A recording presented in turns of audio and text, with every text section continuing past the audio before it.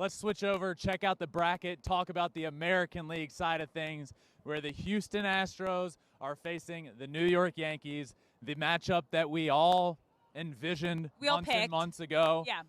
And now it's here. It is happening. And I have been saying all year long, the Houston Astros are still the team to beat in the American League. And when the Yankees were on their high and when they were on their low and then got back on their high, I believe they were the team to beat. And now here we are after 2 games. Game 2 just wrapped up yesterday, and the Houston Astros take a 2-0 lead to New York City.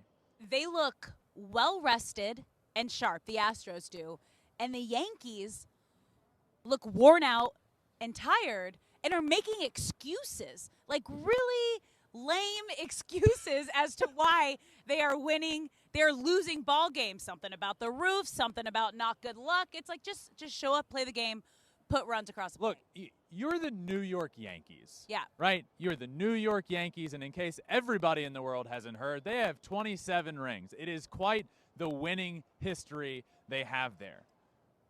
Now, fast forward to 2022, and here we are. They're down 1-0 in a series. They're playing game 2. They end up losing to go down 2-0, and we're starting to make excuses about the roof being opened and wind blowing and exit velocity on one home run being less than on a ball that was caught in right field. It's like, what are we doing? So for me, I said it a couple weeks ago, Aaron Boone needs to prove something. Yeah. If they're the New York Yankees. He hasn't won with them. He needs to win, and for them to go down 2-0, and for Aaron Boone, the manager, I almost understand a player, the starting pitcher, coming out of the game after the game ends and saying, yeah, you know what, I just got beat, a little bit unlucky. His exit velocity was far less than Aaron Judge's ball to right field. But to that I say, welcome to baseball. Yeah. I mean, that happens, and you still have to hit a ball well enough to get out, and you're both playing on the same field. So for him to make that comment, though, I understand he's frustrated as a pitcher. For Aaron Boone to come out and say, yeah, we're getting unlucky and the roof was open, I didn't like that.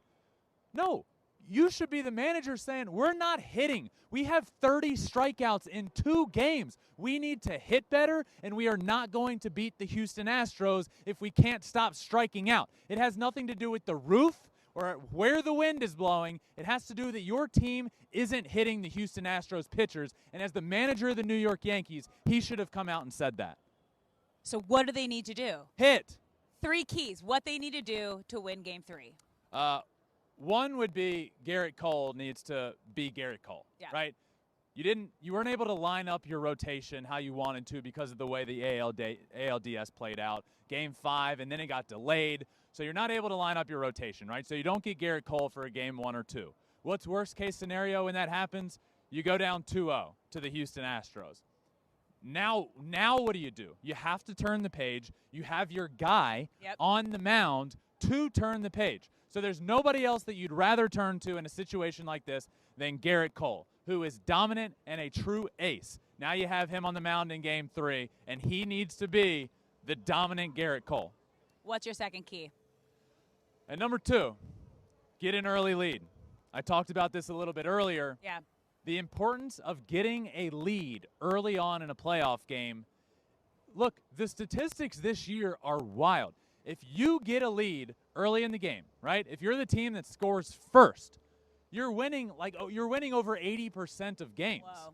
It is massive. It takes crowds out of it. It makes another team play with a little more pressure. You know, it's just human nature. Yeah. Whether you let pressure get to you or not, if the other team scores an early run and you're in the playoffs and you're in a big game, it's a little bit of human nature to tense up a little bit and do more. And in baseball, when you do more, you actually end up doing less. That was my problem. I would try to do more. And when you're trying so hard, it actually has an adverse effect. So for me, the Yankees need to get an early lead. And your final key? My third and final key of what the New York Yankees need to do is Aaron Judge needs to be Aaron Judge. Yeah. We haven't seen it yet in the playoffs. We've seen a couple of home runs from him. And a good sign, if you're Yankees fans, is that ball that he hit at the end of the game in Game 2. Drove that ball to right field. When Aaron Judge is hitting balls like that to right field, that's when you know he's locked in. So maybe he is getting back locked in. And I'm not talking locked in like, yeah, he's going to hit a couple home runs in a series. No, we saw him hit over 60. We saw him break the American League record this year for a reason while hitting 300. Yeah. That's what you need. You need him to be a guy in the lineup. There's a lot of guys when you look around the New York Yankees lineup that either can hit the ball out of the yard and go 1 for 5 or can hit you some singles. Aaron Judge is that X factor for them that does both, and he's the best offensive player in the game of baseball.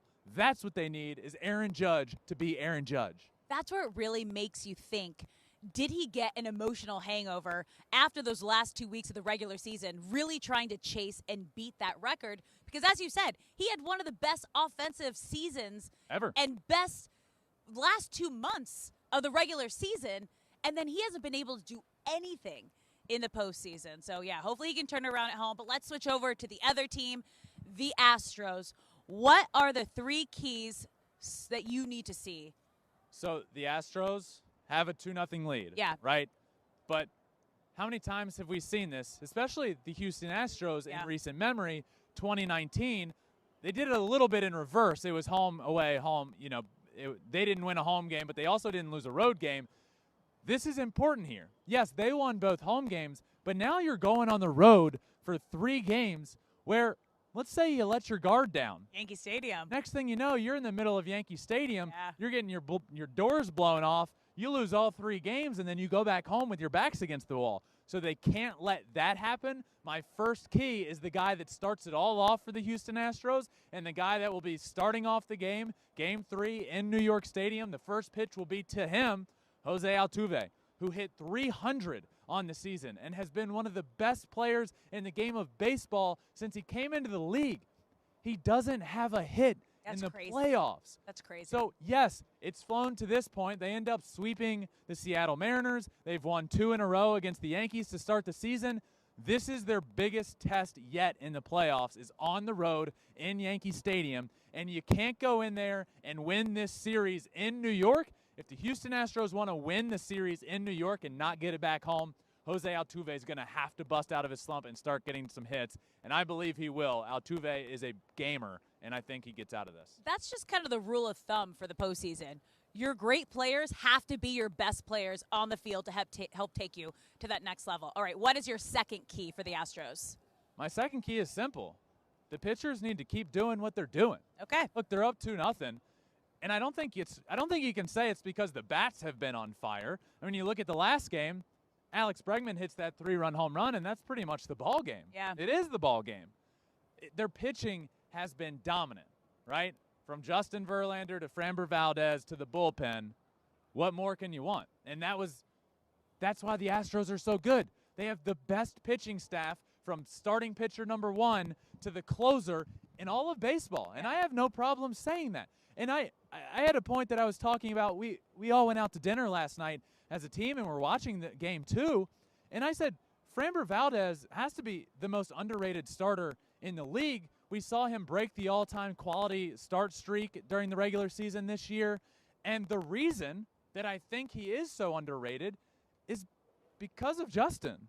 Because of the season Justin's had. Interesting. He gets all of the talk. Yeah. Not all of it, but he's the ace. And typically you don't talk as much about a number 2 on a team, but Framber Valdez has pitched like an elite number 1 anywhere else for any other team this year. He's been so good. He was dominant again in Game 2. The Astros won that game because of how good he was on the starting pitching side, and they won Game 1 because of how good Justin was on the starting pitching side. So to me, another key is simple. Just keep doing what you're doing on the pitching side. All right, so we have Jose Altuve needing to turn it up. Keep doing what you're doing with the pitchers. What is your third and final key for the Astros? Similar to a point that I made for the Padres, take the crowd out of it early. Important. You're going into an environment that I have experienced many times in the playoffs. Yankee Stadium in the playoffs is one of the best spectacles you could ever see.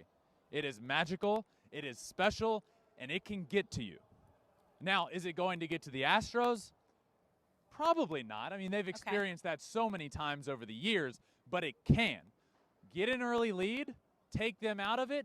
Look, Yankees fans are already a little, backs against the wall here, feeling a little down. They win game 1, it's a different story. They win game 2, it's a whole new series, and that first game is in New York. So my key here, and my final key for the Astros, take the crowd out of it, a crowd that's going to come out excited early, but already has that thought in their head like we got to do something. Take them out of it early, do what you do best, you'll win the game, and you could win the series before it even gets back to Houston. That's going to be a fun one. We have another doubleheader tomorrow, postseason games, back to back, which are the best. Thanks for watching. If you love flipping bats, swinging 3-0, or just talking ball, join us. Call us at 213-537-9339 with your questions. We have a weekly guest, and we have a lot of fun, so hit that subscribe button.